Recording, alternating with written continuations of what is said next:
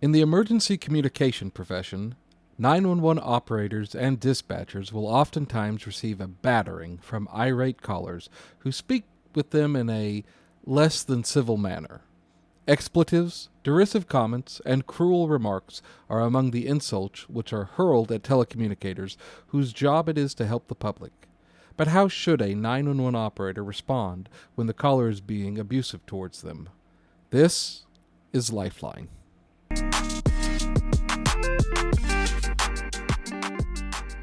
Hello, and welcome back to another episode of Lifeline 911 with your host, Erica. Hello.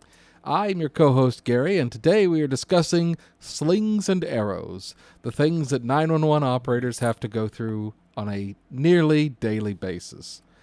Yeah. So if anyone out there has ever probably worked in any sort of customer-facing profession, you kind of know what we're talking about here, where the customer is Yeah. just ugly, and Yeah. it has nothing to do with their outer appearance. Nice. And not ugly as in upset, frustrated. I mean, just mean for the sake of being mean. Is that what you mean? Yeah. I mean, just being nasty. Uh, you know, I don't want to say terrible human Cuz beings, but terrible human beings for no reason to people that are trying to help them. yeah, because we get people that are scared and upset and frustrated. I'm not talking about those because I think most anybody out there that's a telecommunicator listening would agree that when we get genuinely frightened, hurt callers, those we got you all day long. We get that. That's what we signed up for. Even if they're yelling, "Why are you asking me all these questions? Just get somebody here effing now." Fine. That part really doesn't bother me. But it's someone for whatever reason because they don't like the response or the response time is longer than they believe it ought to be. And they are calling me everything, as I like to say, but a child of God Mm-hmm. because they can and they can't see me and they don't, they won't have to face me. So kind of like the trolls on the internet, kind of like that. Just plain mean for the sake of being mean. Yeah, and it, it's really tough because you, as the 911 operator, are trying to help these people that have called, for whatever the emergency is, and they may not be happy with the law, and maybe upset Hmm. with how that's treating them, or they could be, just unhappy with the service that they're getting, but or the wait time, but they are just viscerally mean and cruel Hmm. to people that are Hmm. trying to help them. And I think they do it a lot of times because it either makes them feel powerful, they feel like there's no recourse for that, and they can just kind of do that as ad nauseum. But like these 911 operators are human beings; they're not punching bags Agreed. for the public's discontent at all. Sure. Absolutely. And people have made threats to the operators. And, to some degree, we are obligated to give identifiers when they ask, even if it's just, like a badge number, or some agencies are required to give first name, or maybe even last name. I don't know of any that are required to give, you know, like your first, your last, and Mm-hmm. so that if they, with any amount of searching, they can figure out it's you and end up on your doorstep. I don't know of any. I would be interested to know if there are any, and I would strongly encourage you to change that policy if that's the case. Yeah, I'm just being real here because, yeah, yeah, that's dangerous stuff. yeah. Because especially if you live in like a small town, I Mm-hmm. had a story once where somebody worked in 911. This was many years ago, but like they had an irate caller, and they had given like their name, and so the caller pulled out the phone book and was like, "Is this such and such that lives at this and this address?" And that's as easy as that was back then. It's even easier Wow. now with the internet and all the searching. So uh, Yeah. that, but I will say that if you are considering calling in and making threats, know that abusive 911 uh, It's a is thing. is a criminal violation, and Hmm. we'll be happy. We'll be very happy to send those recordings over to detectives if you're threatening us. Yeah. Yeah. People have been. It's not something that happens, I would say often when you stop and think about how many calls we get on a daily basis. But it does happen where, depending on what's said and how many times the person has called and what they say when they call, what type of threat, if it's considered, credible, if you will, um, they've been arrested. Mm-hmm. Yeah. And that is the charge, abuse of 911. Mm-hmm. Because And there are people out there that feel like because they pay our salary, the taxes pay our salaries, which yes, that's true, kind of. yeah, I ain't got time for that. But anyway, yeah. But but that while that may be true no matter what level it is true on, abuse was never a part of the bargain. absolutely not. That was never there was never have I ever seen anywhere where the customer is always right in that same regard when they're calling us. Does that make sense? Yeah, and I mean, like, you wouldn't go into like Burger King or McDonald's and go, you stupid, make my burger this way, you dumb. I'm gonna kill your whole family, you stupid. You and like, in fact, like, there are videos where people go in and try that, and then they have a freaking one of those fry cages. I don't Yeah. know, but thrown Yeah. at them. And you know Yeah. what? I'm kind of, if I was on that jury, no bill. Uh, I'm sorry. I got no problem. You don't start none, won't be none, is what we used to say. yeah. But yeah, it's people that just take, I don't know if like take advantage or if they're just mentally, uh, or maybe they're under the influence of drugs. It could be But so many of them aren't, yeah. though. That's the kicker, though, Gary. So many of them are not. Mm-hmm. And I've had the calls on the floor where I've either made call back or I have gotten the call, the initial call, or maybe even the call back when they have called to check on the status. No officer has been dispatched yet, or they haven't seen one, and they see, this cop going that way and this cop going that way, and they want to know why their call has not been answered yet. And you're trying to explain to them, I'm sorry for the wait. We'll be there as quickly as we possibly can. You can't make any promises. You shouldn't be making any promises because you may not be able to keep it. And there's so many variables, right, that come into play. And then you're just trying to, as professionally and courteously as you can, explain that we will be there as soon as we can. And they go off. Mm-hmm. They go in, and you are stupid. I've been called Some the N word before. yeah. Yeah, I have. And I'm like, clutch my pearls. How rude.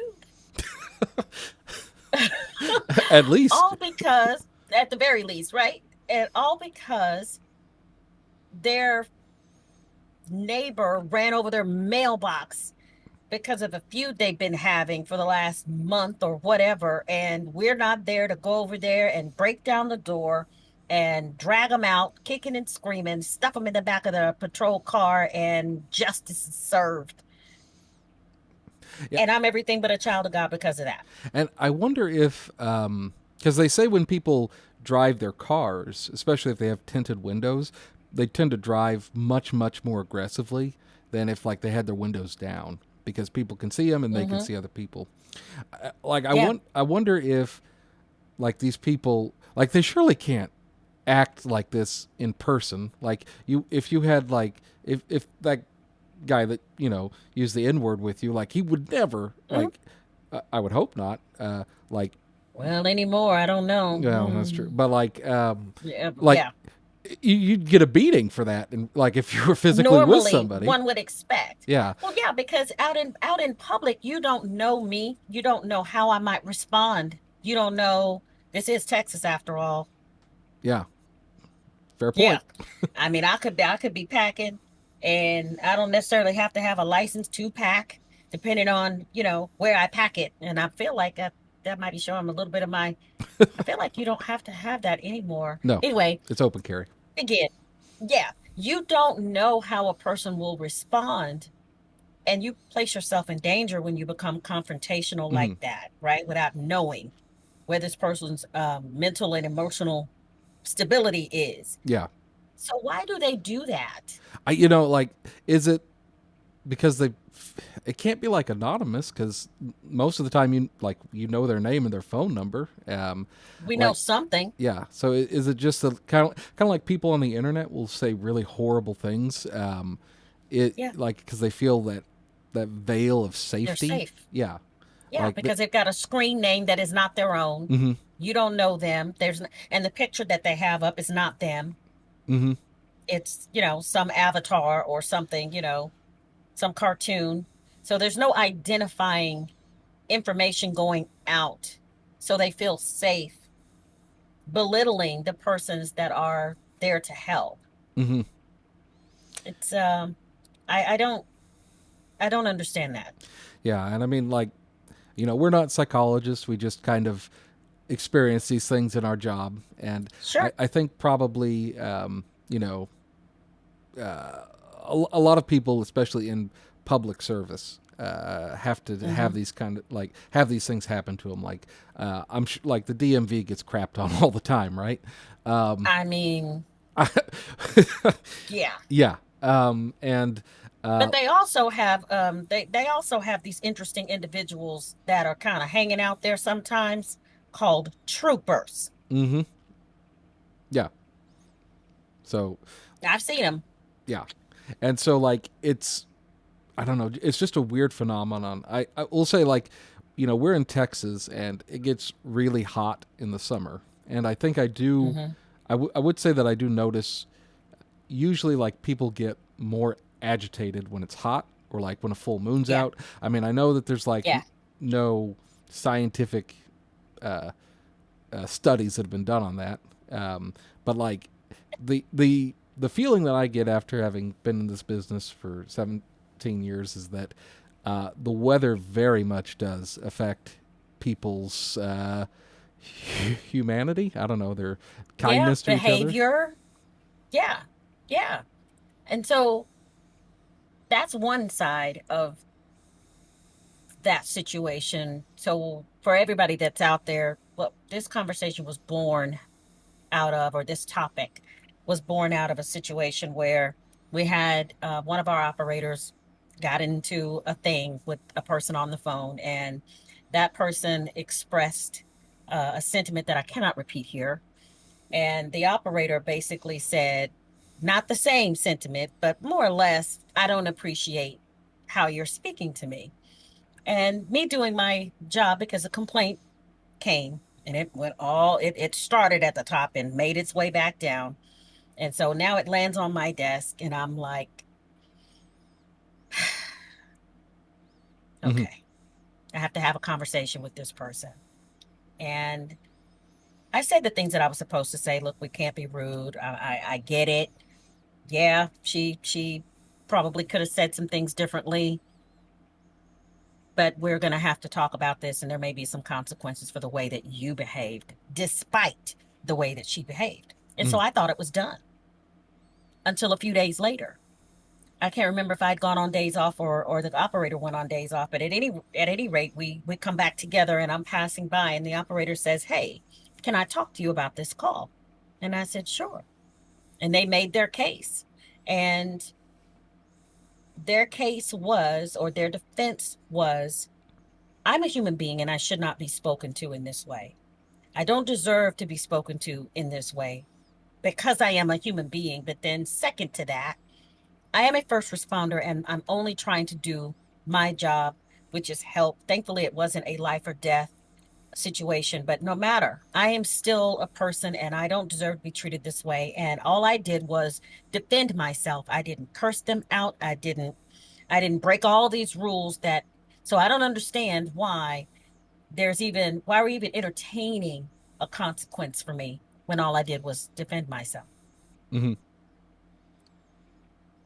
And I remember saying to this person, you're not wrong on anything that you've just said, especially when it comes to, you're a human being and you deserve to be treated with dignity and respect. And yes, you were in a sense defending yourself. And yes, you are a first responder, all the things. So, but the difference between you and them is you signed up for this. You signed up to answer the phone, and they are under no obligation to be respectful of you. Should they be? Yes, they should be. But you don't get to retaliate based on how you feel. What do you think? Well, I mean, I think like what you're saying is correct. It's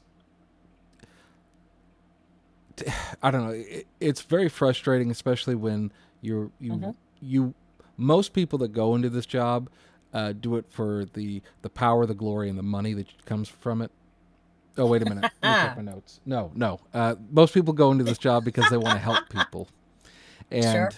and they have a servant's heart, and Mm-hmm. want to keep people safe, um, and especially when like you hear this stream of vitriol towards you um, for Mm-hmm. something like you didn't even do, and it may be you might have had several calls like this in a row. We are all human, and that wears on you, and Sure. it is uh, not incumbent upon you to just kind of like take abuse as an operator, but being aware of how whatever's being said to you is affecting you, and when you realize like, hey, I'm starting to lose control of my emotions here, Mm-hmm. I need to pass this call off to somebody else. Yeah. That's what your supervisors are for, because you shouldn't you should never feel like you have to just be berated all day long Sure. by Sure. horrible people, basically. Right. Um, and so when you say like, you signed up for this, yes, they did, and part of that professionalism and that understanding is being aware of yourself, and when you're like, I need to step away from this call because I'm going to say some things that I shouldn't say, and I think that you know, Absolutely. yeah. And like I have to do that as a supervisor sometimes too, when maybe somebody gets under my skin. I'm like, I'm going to talk to you, but not right now, because I'm not going to say what I want to say Yeah. in the way I want to say it. Mm-hmm. Um, Mm-hmm. and Yeah. it's hard. I like totally 100% understand, especially if it's like really busy and just getting calls back to back, and like it seems like every single one of them is like berating you. But And that's how it mhm, feels when you're up to your eyeballs and you're just, at your wits end. I get it. And she wasn't wrong. She really wasn't wrong. I didn't enjoy saying you signed up for this, because what I want to make sure I'm clear. I was not saying you signed up for this, meaning you signed up to be berated. You signed up to serve.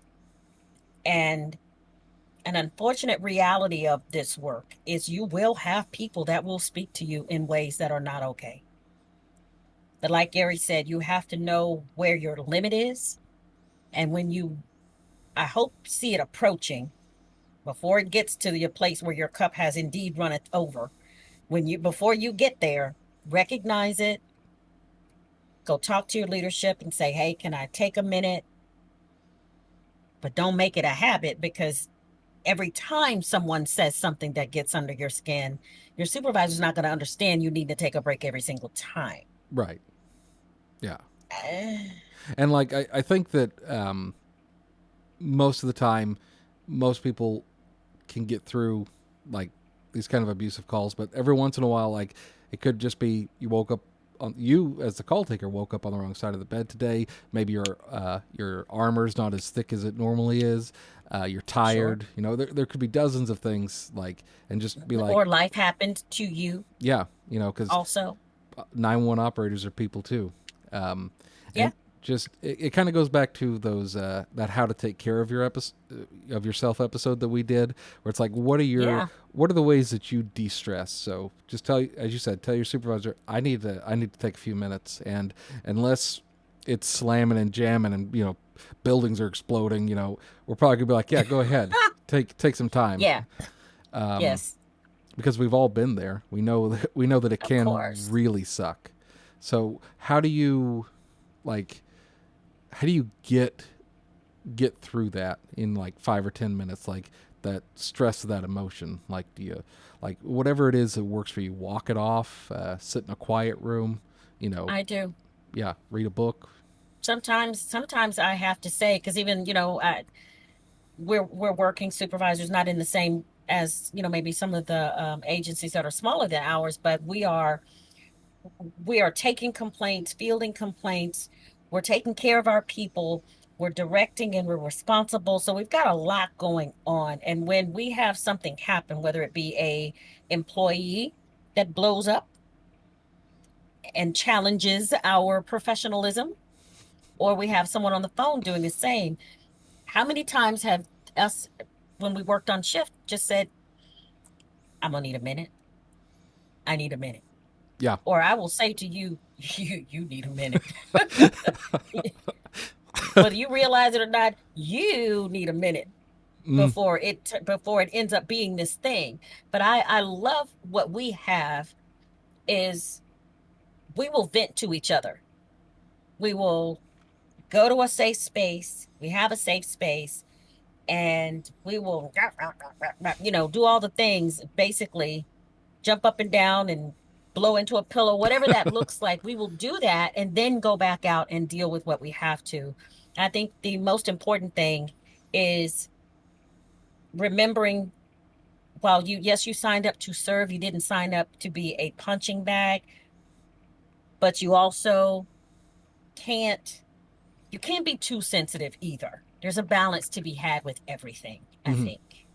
Yeah. And for me, what really helps kind of get through when you like the days where you just get complaint after complaint and got to deal with them, or irate caller, is to try and remember um, that it's not me that they're yelling at. Hmm. It's the system or the department or you Sure. know their Yeah. ex-girlfriend, like whatever it is. That's it's not me. And that helps me understand like I have a part in this process to play. My job is to get help out to wherever it needs to be, the right amount of help at the right location at the right time. And Hmm. so, how can I focus on doing that? Now, again, it doesn't always work. There have been plenty of times when that phone will ring for the 40th time in the shift, and everybody's like, "Oh, it's such and such calling again. Who wants to take it?" And uh, but you know, uh, Yeah. it does kind of help to depersonalize it as much as possible, and just for me at Yeah. least to say like, this is my job, and I'm trying to do this in a way that is most efficient, and putting my own feelings in here, no matter what is said, usually isn't going to help. It's hard to do though. Like so, like Oh, yeah, yeah. I mean, like I would 100% get it if somebody like got very upset. The I'm not. I would. I wouldn't be mad at the employee for being upset at all, but I would Right. say like try and recognize when that's happening so we can get you some time out of here to get back to where Yes, you need to be to help people, because that's why you're here. absolutely. And find a healthy way to decompress. Um, and do some jumping jacks or something. Healthy, healthy, healthy. Healthy is the key. Yes.